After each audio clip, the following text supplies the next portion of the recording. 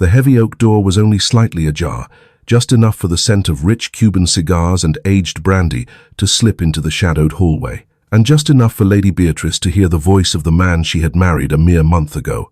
"Beatrice?" Henry's laugh was a cold, sharp sound that echoed in the quiet library. "Good God, Richard, don't be sentimental. She has the grace of a provincial milkmaid and the pedigree of a coal miner. She's just a dowry to me. £200,000 to fix the crumbling roof of this damned estate.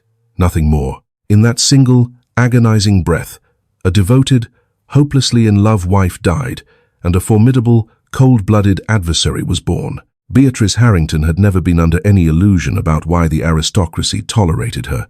She was the only daughter of Thomas Harrington, a man who had built a colossal fortune in railways and steel. To the lords and ladies of late 19th century London, she was new money, a polite term for someone they viewed as terribly vulgar but undeniably necessary. For all her father's wealth, he desired the one thing his millions could not manufacture: a title. And so, Beatrice was placed on the marriage mart, wrapped in Paris silks and adorned with diamonds heavy enough to bruise her collarbones, waiting for a peer of the realm to swallow his pride and claim her fortune. Enter Henry Alistair Cavendish, the 9th Duke of Wycliffe. Henry was a man who looked exactly as a duke should. He was tall, broad-shouldered, with striking, aristocratic features and eyes the color of a winter sea. He carried the weight of a centuries-old lineage with effortless grace. However, beneath the velvet tailcoats and the ancestral signet rings lay a disastrous truth. The Wycliffe estate was drowning in debt.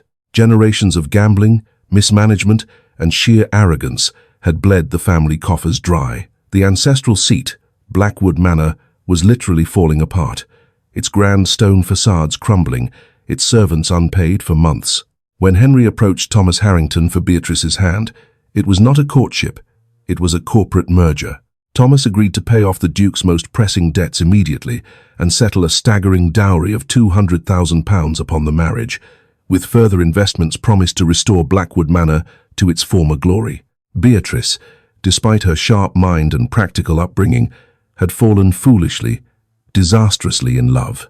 She had spent her entire life surrounded by the grime of industry and the pragmatic harshness of her father's business dealings. Henry represented a world of poetry, history, and romance. During their brief, heavily chaperoned engagement, he had been perfectly polite. He had brought her white roses, kissed her gloved knuckles, and spoken of the long walks they would take on the moors of his country estate. Beatrice, blinded by the sheer romanticism of marrying a handsome duke, mistook his flawless, practiced manners for genuine affection. The wedding at St. George's, Hanover Square, was the event of the season. The aristocracy filled the left pews, whispering behind their fans about the merchant's daughter, while the titans of industry sat on the right, calculating the cost of the floral arrangements. Beatrice walked down the aisle, feeling as though she had stepped into a fairy tale. When Henry placed the heavy, ancient Wycliffe sapphire on her finger, she vowed silently to be the best duchess the family had ever seen, to support him and to win his heart. The first crack in her illusion appeared on their wedding night. They had traveled to a secluded villa in the Italian lakes for their honeymoon. After a tense, silent dinner, Henry had escorted her to her bedchamber. He fulfilled his marital duties with a chilling, mechanical efficiency, showing neither passion nor tenderness. When it was over, he did not hold her. He simply rose, donned his dressing gown, and poured himself a glass of whiskey. "I prefer to sleep in my own quarters, Beatrice," he had said, his voice flat. "I find I sleep better alone. Good night." For the next 4 weeks, they lived as polite strangers, sharing an exceptionally beautiful house. Henry was never cruel, but he was undeniably absent. He spent his days riding, reading, or corresponding with his estate managers, while Beatrice was left entirely to her own devices. She tried everything to bridge the chasm between them. She wore the gowns he seemed to prefer. She learned to play the composers he favored on the piano, and she studied the Wycliffe family history so she could speak intelligently of his ancestors. Henry would merely offer a tight smile, a nod of acknowledgement, and retreat back behind his wall of aristocratic indifference. "Give him time, my lady." Her lady's maid, a sensible woman named Blaise, had whispered one evening as Beatrice stared miserably at her reflection in the vanity mirror. "These high-born men, they are raised to hide their feelings," He will warm to you. How could he not? Beatrice had clung to that hope. She convinced herself that beneath Henry's icy exterior was a man burdened by the responsibilities of his title, a man who just needed to be shown that he was loved for himself, not his dukedom. She told herself that once they returned to England, once they settled into Blackwood Manor, things would change. They would build a life together. She was right about one thing. Things were about to change, but not in the way she had ever imagined. 6 weeks after their wedding, the Duke and Duchess of Wickliffe returned to England to take up residence at Blackwood Manor. To celebrate their return and the beginning of the hunting season, Henry invited a small group of his closest confidants for a weekend party. The estate was bustling with activity. Beatrice threw herself into the role of hostess, consulting with the formidable housekeeper, Mrs. Higgins, finalizing menus, and ensuring the guest wings were flawlessly prepared. For the first time since their marriage, Beatrice felt a spark of true belonging. During the welcoming dinner, Henry had actually caught her eye across the long, candlelit table and offered her a genuine, unforced smile. It was a small thing, a fleeting curve of his lips, but to Beatrice's starved heart, it was a banquet.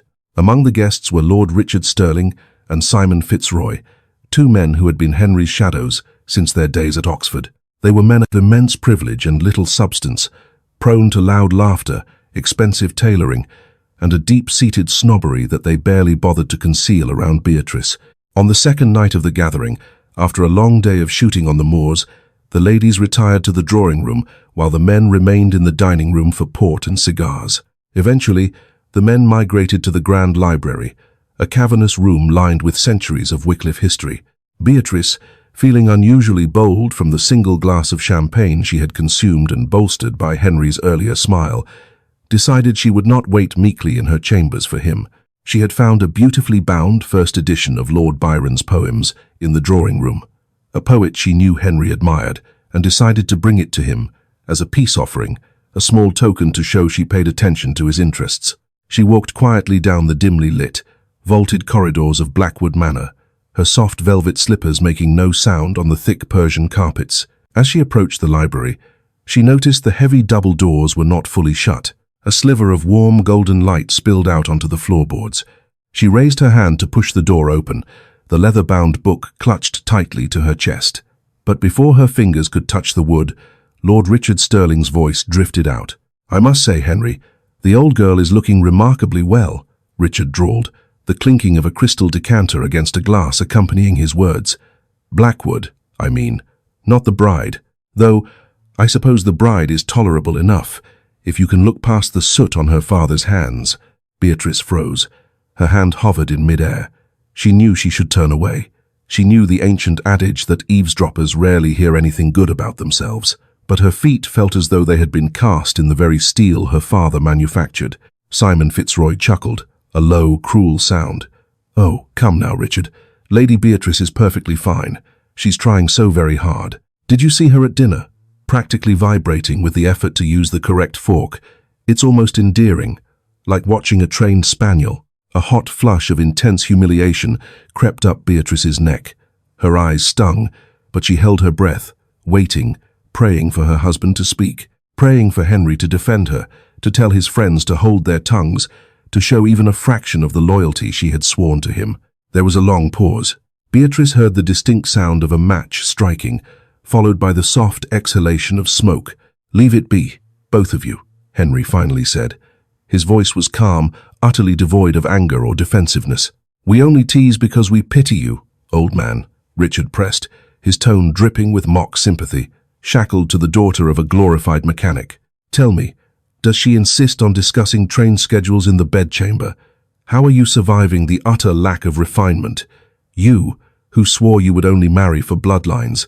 "I am surviving because I am pragmatic," Henry replied, his tone chillingly casual. "Bloodlines do not repair a leaking roof, Richard, nor do they pay the creditors who were threatening to seize my horses. Still," Simon added, "it must be a bitter pill to swallow, giving her your name. She looks at you as if you are the son, you know. It's pathetic. Does she truly believe you care for her?" Then came the words that would alter the course of Beatrice's life forever. "Beatrice." Henry's laugh was a cold, sharp sound that echoed in the quiet library. It was a laugh utterly devoid of warmth, a sound of pure mockery. Good God, Richard, don't be sentimental. She has the grace of a provincial milkmaid and the pedigree of a coal miner. She's just a dowry to me.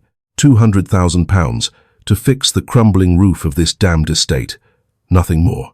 Once she gives me an heir, I plan to leave her here in the country while I return to London. She can play Lady of the Manor to the sheep for all I care. The money is secured, and that was the only point of this entire charade. The silence that followed was broken only by the laughter of his friends, raising their glasses to his ruthless practicality. Outside the door, Beatrice did not gasp. She did not cry out. The physical pain in her chest was so acute, she thought her ribs might actually splinter. The beautiful, romantic illusion she had built around Henry Cavendish shattered into a million jagged pieces, piercing her straight through the heart. She looked down at the book of poetry in her hands. It suddenly felt heavy, ridiculous, and pathetic. A trained spaniel, a provincial milkmaid, just a dowry. The tears that finally fell were silent, hot tracks down her pale cheeks.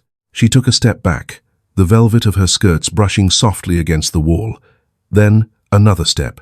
She turned and walked away from the golden light of the library, back into the shadows of the corridor. By the time Beatrice reached her solitary bedchamber, the tears had stopped. She sat on the edge of her massive, empty bed, staring unseeingly at the dying embers in the fireplace. Her father had taught her many things, but above all, Thomas Harrington had taught her the value of leverage.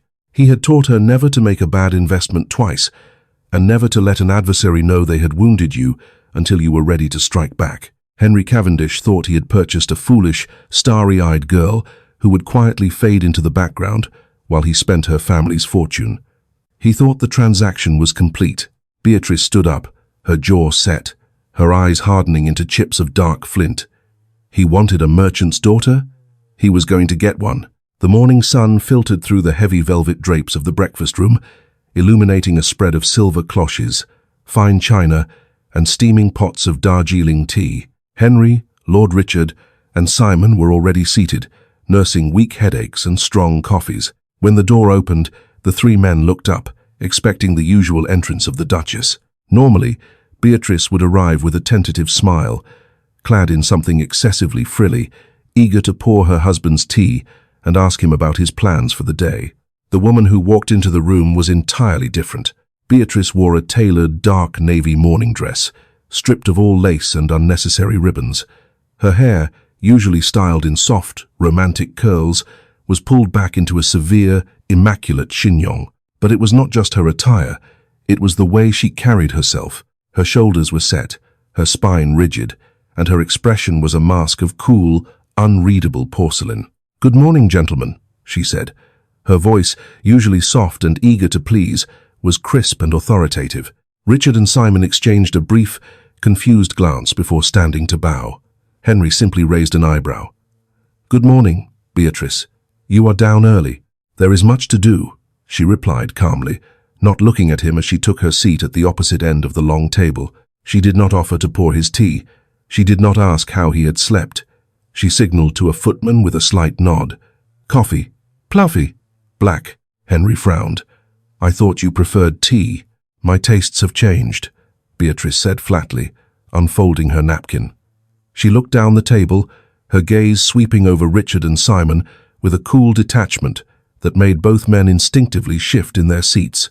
"I trust the guest accommodations are satisfactory, Lord Richard. I know you have a sensitive back.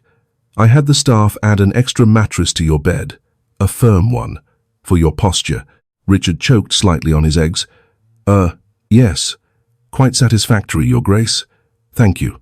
Beatrice offered a smile that did not reach her eyes. "Excellent." She ate her breakfast in silence, ignoring the men completely. The atmosphere in the room, usually filled with the men's boisterous talk and Beatrice's polite attempts to join in, grew increasingly strained and suffocating. Henry watched his wife over the rim of his teacup, his brow furrowing deeper. He had expected the docile, slightly annoying devotion she had shown since their wedding day. This icy, self-possessed woman was a stranger. As soon as she finished her coffee, Beatrice stood.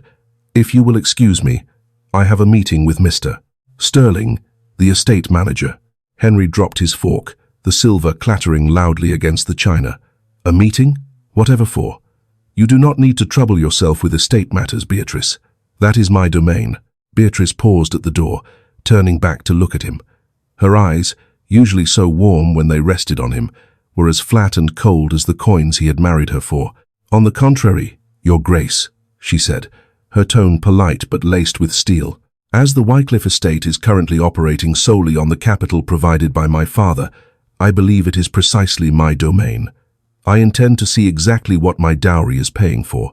Before Henry could formulate a response to her unprecedented defiance, Beatrice stepped out of the room, shutting the door firmly behind her. Inside the estate office, a dusty, cramped room filled with overflowing ledgers and rolled-up architectural plans, Mr. Sterling, a nervous, overworked man in his 50s, stood up so fast he knocked over his inkwell. "Your Grace, I was not expecting you," he stammered, frantically dabbing at the spilled ink with a blotter. "Sit down, Mr. Sterling," Beatrice said, pulling out a chair opposite his desk and sitting with precise composure. "We are going to review the books. All of them." "The books?" Sterling swallowed hard. "But His Grace, the Duke, he usually—" "His Grace is currently entertaining his friends," Beatrice interrupted smoothly. "And given that the debts being paid originate from my family's accounts, I require a full accounting. Show me the current liabilities, the outstanding creditors, and the proposed budget for the roof repairs." For the next 3 hours, Beatrice Harrington proved exactly whose daughter she was. She dissected the ledgers with the ruthlessness of a seasoned auditor. She discovered that while a portion of her dowry had been used to pay off immediate debts, mostly gambling markers and tailoring bills, Henry had kept hidden the vast majority of the promised. £200,000 was still sitting in a joint trust. A trust that, according to the marriage contract her father's formidable lawyers had drafted, required both the Duke's and the Duchess's signatures for any withdrawal exceeding £1,000. "Mr. Sterling," Beatrice said, her finger tracing a particularly exorbitant bill for a custom-made hunting carriage. "Why has this bill from the London Wainwright been approved?" His Grace insisted. "My lady, he said it was essential for the season." "Cancel the order," Beatrice commanded, without missing a beat. Sterling gasped. "Cancel it. But Your Grace, the Duke will be furious." "The Duke cannot afford it," Beatrice stated simply, closing the heavy leather ledger with a resounding thud. "Until the roof of this house is repaired and the tenant farms are provided with the new seed drills they requested 3 years ago, there will be no new carriages, no imported cigars, and no extravagant house parties." She stood up, her presence suddenly commanding the small room. "You will draft a letter to the bank holding the trust. From this moment on, no funds are to be released without my direct, written authorization. If my husband wishes to spend Harrington money, he will have to submit a request to me." "My lady," Sterling whispered, looking entirely terrified. "He is the Duke, and I am the bank, Mr. Sterling," Beatrice replied softly, her voice carrying a lethal edge. "I suggest you remember which one of us is actually paying your wages." Later that afternoon, the storm broke. Beatrice was in her private sitting room, calmly embroidering a handkerchief, when the door flew open. Henry stormed in, his handsome face flushed with a mixture of disbelief and profound anger. He held a crumpled piece of parchment in his fist. "What is the meaning of this?" he demanded, his voice a low, dangerous rumble. He threw the parchment onto her embroidery hoop. It was a note from Mr. Sterling, outlining the new financial protocols. Beatrice did not flinch. She set her needle down delicately, picked up the note, smoothed it out, and then looked up at her husband. "It means exactly what it says, Henry," she replied evenly. "I am instituting fiscal responsibility." "You countermanded my orders," he shouted, stepping closer, towering over her. "You cancelled my carriage. You froze the trust. Have you lost your mind, Beatrice? You are my wife. You do not issue orders in my house." "It is your house, Henry, but it is my money," Beatrice said, remaining perfectly seated, her posture impeccable. "And since I am, as you so eloquently put it, just a dowry, I have decided to take a much closer interest in how my investment is being managed." Henry froze. The anger in his eyes was suddenly eclipsed by a flash of shock. He stared at her, his mind racing. Just a dowry, the exact phrase he had used the night before in the library. He opened his mouth, but for the first time in his privileged life, the Duke of Wycliffe was entirely at a loss for words. Beatrice stood up, smoothing the front of her dark skirt. She looked at him not with the adoring eyes of a lovesick bride, but with the calculating, ruthless gaze of a Harrington. "If I am to be nothing more than a financial transaction to you, Henry," she whispered, stepping closer until she was inches from his chest, "then you are about to learn that I am a very, very strict creditor." The transformation of Blackwood Manor was neither quiet nor polite. Over the next fortnight, Beatrice wielded her newfound authority with the precision of a surgeon and the ruthlessness of a seasoned general. The sprawling, decaying estate, which had for decades operated on a foundation of aristocratic entitlement and blind credit, was suddenly thrust into the unforgiving light of Harrington pragmatism. Her first act was to summon the head butler, Mr. Carson, and Mrs. Higgins to the drawing room. She sat behind a mahogany writing desk, a stack of account books neatly aligned before her. "The extravagance ends today," Beatrice announced, her voice calm but leaving no room for negotiation. "The French wine cellar is locked. We will serve the local vintages. The hunting dogs will be fed standard meat, not prime cuts from the butcher. And as for the guest wing, fire usage will be restricted to the evenings." "But, Your Grace," Carson protested, his face draining of color, "Lord Richard and Mr. Fitzroy are accustomed to a roaring fire in the mornings, and the Duke's cigars. Lord Richard and Mr. Fitzroy are guests who overstay their welcome and contribute nothing to the upkeep of this house." Beatrice cut in smoothly. "If they find the air too brisk, I suggest they return to their own estates. As for my husband's cigars, he may purchase them from his personal, unsubsidized allowance. The dowry funds are for the estate's survival, not for imported Cuban tobacco." The true test of her iron will came during dinner that evening.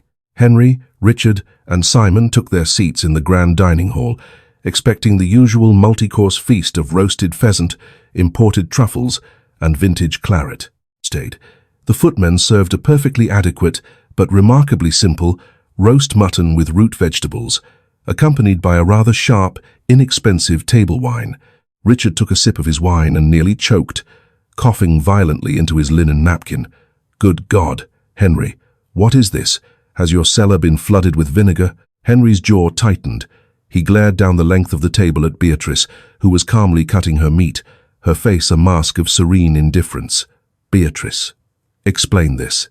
"It is a budget, Henry," she replied, not looking up from her plate. "I spent the afternoon reviewing the accounts at Coutts & Co.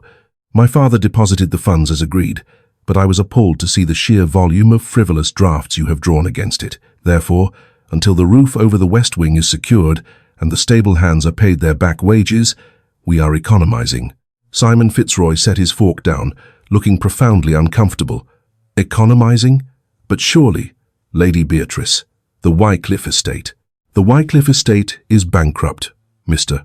Fitzroy," Beatrice said, her voice ringing out in the cavernous room, shattering generations of polite, unspoken secrets. "It has been bankrupt for 20 years. My father's money is the only thing keeping the roof from collapsing onto your heads, and I will not allow that money to be squandered on vanity." The silence in the room was absolute. Henry's knuckles turned white as he gripped his silverware. For an aristocrat, public acknowledgement of poverty was the ultimate humiliation. To have his wife, the woman he had mocked as a mere transaction, expose him in front of his peers was a wound to his pride that cut deeper than any blade. The next morning, Richard and Simon suddenly remembered pressing engagements in London and departed on the first train, unable to endure the austerity of the new regime or the terrifying, icy demeanor of the new Duchess. With the house emptied of his sycophants, Henry was left alone with his wife and the jarring reality of his new life. He stormed into her private study later that afternoon, slamming the door behind him. "You have humiliated me," he snarled, crossing the room to stand over her desk. "You drove my friends away. You speak of my family's debts as if you were haggling in a fish market." Beatrice slowly looked up from a letter she was drafting to a slate supplier in Wales. The vulnerability that had once softened her features was entirely gone, replaced by a chilling composure. "I spoke the truth," she said evenly. "You married me for a transaction, Henry. I am simply ensuring the terms of the contract are met. You wanted £200,000 to fix this estate. I am fixing it. Did you truly believe I would just hand over my father's life's work for you to drink and gamble away while you mocked my pedigree behind closed doors?" Henry flinched, the memory of his own cruel words returning to haunt him. You were not meant to hear that. But I did, Beatrice said softly, standing up. She was shorter than him, but in that moment she commanded the room entirely, and it was the greatest gift you could have given me. It cured me of a very foolish, very dangerous illusion. You do not love me. You will never love me. You love your title, and you love your comfort. Very well. Keep your title. But I control the comfort. Henry stared at her, genuinely seeing her for the first time. The starry-eyed, eager-to-please girl was dead. In her place stood a formidable woman who thought like a financier and fought like a street brawler. To his absolute horror, mixed beneath his blinding anger, he felt a sudden, unwelcome spark of profound respect. "You are a monster," he whispered, though the words lacked their usual venom. "No, Henry," Beatrice replied, turning back to her ledgers. "I am a Harrington, and you are going to learn what that means." 6 months passed. Winter thawed into spring, and the London season approached. Under Beatrice's iron grip, Blackwood Manor had begun to transform. The West Wing's roof was completely repaired with high-grade Welsh slate. The tenant farmers received their new equipment, increasing the spring yield projections by 20%. The estate was breathing again, fueled by Beatrice's ruthless efficiency and her refusal to approve a single unnecessary expense. Henry and Beatrice's marriage, however, remained a frozen wasteland. They existed in a state of polite, heavily armed neutrality. Henry spent his days riding the estate, surprisingly taking an interest in the agricultural improvements, once he realized Beatrice would only fund projects that promised a return on investment. They dined together in silence, spoke only of logistics, and slept in separate wings of the house. When May arrived, it was time for the Duke and Duchess of Wycliffe to return to Mayfair for the season. London society was eagerly anticipating the arrival of the merchant Duchess. Rumours of her strict financial control had trickled down from the country, painting her as a miserly, uncouth woman who was ruining the poor, noble Duke's life. The aristocrats sharpened their claws, ready to socially ostracize the upstart, who dared to put a leash on one of their own. But when Beatrice descended the grand staircase of the Wycliffe townhouse for the opening ball of the season, society was in for a shock. She did not wear the heavy, ostentatious Wycliffe sapphires. Instead, she wore a breathtaking, structural gown of midnight blue silk, adorned only with a simple, flawless, diamond choker, a gift from her father, Thomas Harrington. She moved with a regal, untouchable grace, her posture impeccable, her eyes sharp and assessing. As Henry escorted her into the ballroom, he felt a strange, unfamiliar sensation tightening his chest. He watched as the lords and ladies who had planned to snub her were systematically disarmed by her sharp wit and chillingly polite demeanor. She did not stumble. She did not seek approval. She moved through the elite circles with the confidence of a woman who knew she could buy and sell every person in the room. It was during a waltz, while Henry watched from the sidelines, that the true threat emerged. "She is magnificent, is she not?" A deep, distinctly American voice drawled beside him. Henry turned to see Harrison Cole, a notoriously wealthy railway magnate from New York who had recently established a foothold in London. Cole was a self-made man, entirely unconcerned with titles or aristocratic protocol. He was handsome in a rugged, dangerous way, with sharp, dark eyes that were currently fixed intently on Beatrice. "She is my wife," Henry said, his tone dripping with territorial ice. Cole chuckled, sipping his champagne. "I am aware, Your Grace. I've done business with her father, Thomas, a brilliant man. It seems the apple did not fall far from the tree. I hear she has turned your crumbling estate into a profitable enterprise in less than a year. A rare mind in a woman. Usually, you English lords just use them as broodmares and bank accounts." Henry's jaw clenched so hard, his teeth ached. "Just a dowry," the words echoed mockingly in his head. "Beatrice's affairs are our family's business, Mr. Cole." "Of course," Cole smiled, though his eyes remained predatory. "But I must confess, I am looking for an investor for a new shipping line between Liverpool and New York. Thomas Harrington suggested I speak directly to the Duchess. He tells me she controls the capital now." Before Henry could process this shocking revelation that Beatrice was secretly managing her own investment portfolio outside of his knowledge, the music stopped. Beatrice gracefully departed her dance partner and walked toward the edge of the floor. Cole immediately stepped forward, intercepting her before Henry could. "Your Grace, Harrison Cole, your father sends his regards." Beatrice's icy demeanor thawed instantly into a bright, genuine smile. A smile Henry realized, with a sudden pang of jealousy, he had not seen directed at him since their honeymoon. "Mr. Cole, my father has written extensively of your aggressive expansion into the steel markets. It is a pleasure to finally meet you." "The pleasure is entirely mine," Cole said, taking her gloved hand and pressing a kiss to her knuckles that lingered just a second too long. "I was hoping I might call upon you tomorrow to discuss a mutually beneficial venture."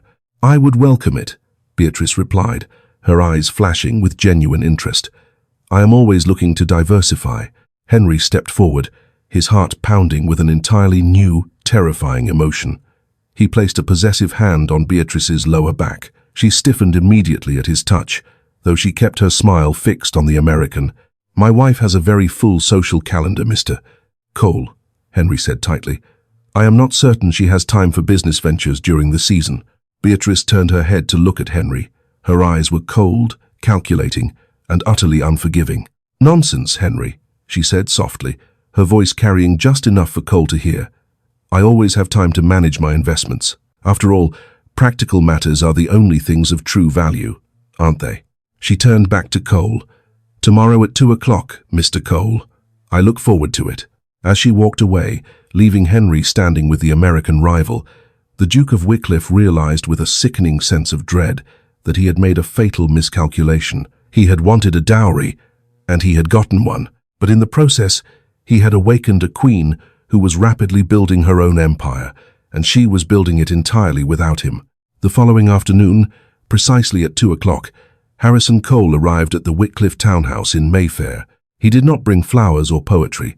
He brought a leather briefcase thick with maritime blueprints and financial projections. Beatrice received him in her private drawing room, bypassing the formal parlors entirely. She wore a day dress of austere charcoal wool that paradoxically made her look more commanding than any silk ball gown ever could. For 3 hours, the Duchess and the American magnate dismantled and reconstructed a plan to challenge the dominance of the Cunard line. Cole had the ships, but he needed British capital, and, more importantly, the societal legitimacy that Beatrice's newfound, terrifying reputation could provide. She brought up cargo tonnage, coal tariffs, and the recent fluctuations of the Bank of England's interest rates with the ease of a seasoned parliamentarian. Cole leaned back in his velvet chair, nursing a glass of bourbon, his eyes gleaming with undisguised admiration. "Your father, Thomas, warned me you were sharp, Beatrice. He failed to mention you were a guillotine." Beatrice allowed a small, genuine smile. "My father is a sentimental man, Mr. Cole. I am merely protecting my assets." "And what of your husband?" Cole asked, gesturing vaguely toward the heavy oak doors that led to the rest of the house. "I saw his face last night at the ball. The Duke of Wycliffe looked as though he wanted to challenge me to a duel at dawn. He is a man who suddenly realizes he has left his vault unlocked." "Henry is adjusting to the realities of modern economics," Beatrice replied coolly, stacking the blueprints into a neat pile. "He married a bank, Mr. Cole. He should not be surprised when the bank audits him." Outside the drawing room door, Henry stood paralyzed. He had intended to interrupt, to assert his authority as the master of the house, perhaps under the guise of offering them tea. But hearing Beatrice speak of him with such clinical, detached precision froze the blood in his veins. Over the next month, the London season became a psychological battlefield. Beatrice and Harrison Cole were seen everywhere together, riding in Hyde Park, occupying the Harrington box at the Royal Opera House, and deep in conversation at the corners of every major society ball. Society, which had prepared to mock the merchant duchess, instead found itself bowing to her. Wealth, when wielded with such unapologetic, terrifying confidence, possessed its own kind of nobility. Beatrice was not trying to fit into their world. She was buying it. Henry, conversely, felt his world crumbling. He was a duke, yet he felt entirely castrated by his own wife's brilliance. He realized, with a sickening jolt of clarity, that he was intensely, furiously jealous. Not just of the time she spent with the rugged American, but of the smiles she gave him, the same bright, adoring smiles she had once reserved exclusively for Henry. He missed her. It was an agonizing, humiliating truth. He missed the girl who had brought him Byron's poetry. He missed the soft warmth of her eyes before he had extinguished it with his own arrogance. One evening in late June, after a particularly grueling dinner party where Beatrice had brilliantly outmaneuvered Lord Salisbury in a debate over railway tariffs, Henry finally snapped. He waited for her in her boudoir. When she entered, discarding her heavy diamond earrings onto the vanity, she did not startle. She merely met his gaze in the mirror, her expression unreadable. "To what do I owe this intrusion, Henry?" she asked, unpinning her hair. Henry crossed the room, his aristocratic composure entirely shattered. He looked desperate, his winter sea eyes dark with a storm of emotion. "You are making a fool of me, Beatrice. Half of London thinks you are going to elope with that American railway baron. Harrison and I are establishing a transatlantic shipping syndicate, Henry," she stated calmly. "It is a highly lucrative venture backed by J.P. Morgan himself. You should be pleased. It will significantly increase the Harrington capital." "I do not care about the damned capital," Henry shouted, the words tearing from his throat. He caught her shoulders, turning her to face him. "I care about my wife. I care that you look right through me. I care that you smile at him as if he hung the moon, while you look at me as if I am an insect on your shoe." Beatrice did not pull away, but she did not melt into his touch either. She looked up at him, her face a mask of sculpted ice. "You told Richard and Simon that I was a provincial milkmaid. You said I was just a dowry. £200,000 to fix your roof. Do you deny it?" Henry swallowed hard, the shame burning hot in his chest. "I was a fool. I was a proud, stupid, arrogant fool trying to save face before my friends. But I see you now, Beatrice. I see the woman you are. Brilliant, formidable, beautiful. I beg of you, give me a chance to be a real husband to you." He leaned in, his gaze dropping to her lips, hoping to reignite the spark he knew he had once possessed. Beatrice stepped back, smoothly breaking his hold. "You cannot romance a ledger, Henry," she said softly, her voice echoing in the quiet room like a death knell. "You set the terms of our marriage in the library at Blackwood Manor. It is a transaction. And as a businesswoman, I must tell you, I never renegotiate a closed contract." She turned her back on him, dismissing the Duke of Wycliffe as easily as a servant. Henry stood in the center of the room, entirely broken, realizing too late the absolute devastation of his own hubris. The end of the season approached, marked by the sweltering July heat and the mass exodus of the aristocracy back to their country estates. Before they departed for Blackwood Manor, Beatrice requested Henry's presence at the law offices of Sterling, and Hayes in Lincoln's Inn Fields. Henry arrived, feeling a profound sense of dread. For the past weeks, he had tried everything to win his wife back: flowers, humble apologies, attempts at genuine conversation. Every advance had shattered against the impregnable fortress of her polite indifference. When he entered the mahogany-paneled boardroom, he was surprised to see not only Beatrice and her head solicitor, Mr. Hayes, but also her father, Thomas Harrington, and to Henry's immense shock, Harrison Cole. "What is the meaning of this?" Henry demanded, his aristocratic pride flaring as he glared at the American. "What is he doing at a private family meeting?" "Take a seat, Your Grace," Thomas Harrington said. The older man's voice was gravelly, carrying the undeniable weight of a man who had built an empire from soot and steel.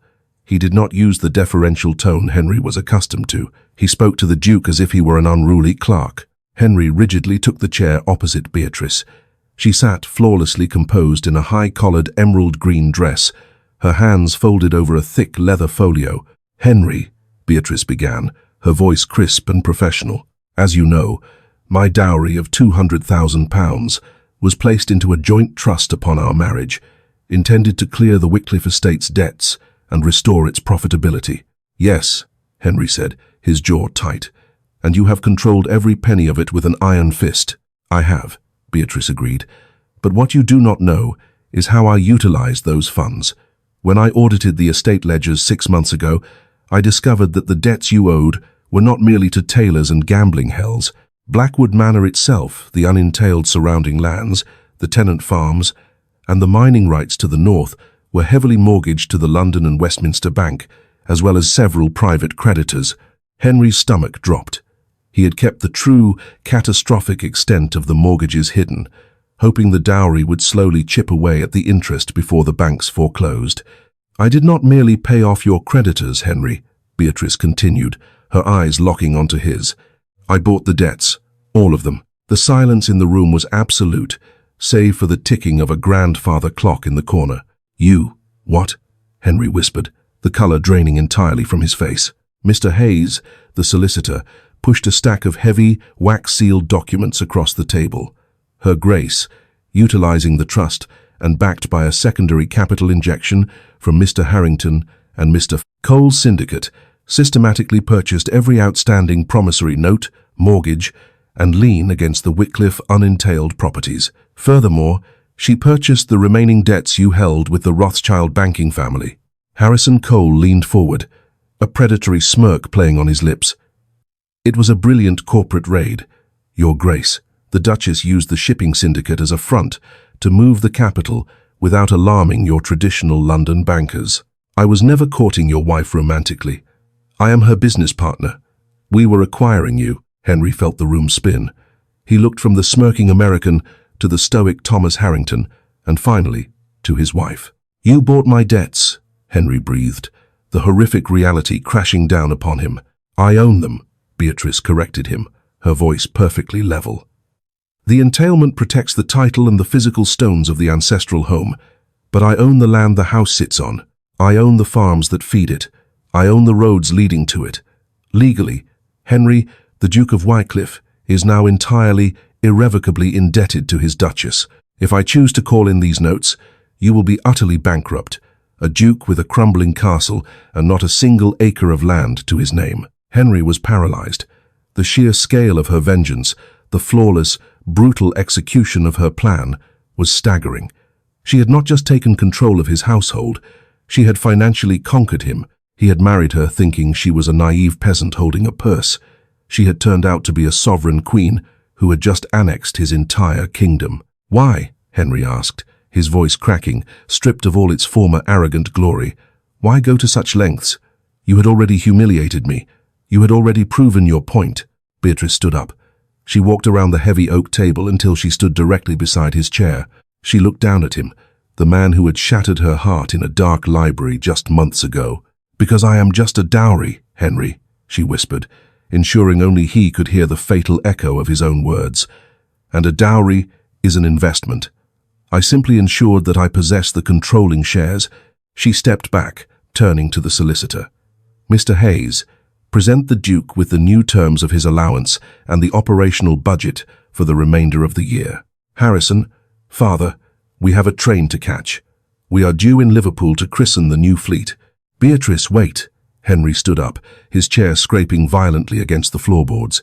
He didn't care that her father was watching, or that the American rival was smirking. He was a man watching his entire life, and the only woman he now realized he truly, desperately loved walking out the door. What does this mean for us? For our marriage? Beatrice paused at the door. She looked back over her shoulder, the emerald silk of her dress catching the afternoon light. There was no hatred in her eyes, but there was no love either. It was the calm, terrifying look of a victor surveying a conquered, pacified territory. Our marriage remains exactly what you designed it to be, Your Grace, Beatrice said softly. A flawless, highly profitable transaction. I have saved your estate, and you have given me a title that opened the doors to the global market. We are even. She opened the door, stepping out into the bustling hallway of the law firm. But you will live at Blackwood, Henry pleaded, a desperate edge to his voice. We can start over. Please, I will return to Blackwood for Christmas and perhaps the summer to inspect the ledgers, Beatrice replied, her voice echoing with finality. But my work is in London now. Do enjoy the repaired roof, Henry. I paid a premium for the slate. And with that, the Duchess of Wycliffe walked away, leaving the Duke standing in the ruins of his own arrogance, a prisoner in a gilded cage to which his wife held the only key. The tragedy of the Duke of Wycliffe was not that he lost his fortune, but that he realized the true value of his wife only after he had irrevocably destroyed her love. In the late 19th century, a time when marriages of convenience between impoverished British aristocrats and wealthy industrial heiresses were common, few ended with such a spectacular reversal of power. Beatrice Harrington did not merely survive the cruel realities of a transactional marriage, she weaponized them. By stripping away her own romantic illusions, she ascended to become a formidable force in London's financial sector, redefining the boundaries of a woman's power in a man's world. Henry, left to rule over an empty, perfectly maintained estate, learned the most devastating lesson of all, that pride is a terrible substitute for love, and that the highest price a man can pay is underestimating the quiet, listening woman he assumes he has already bought.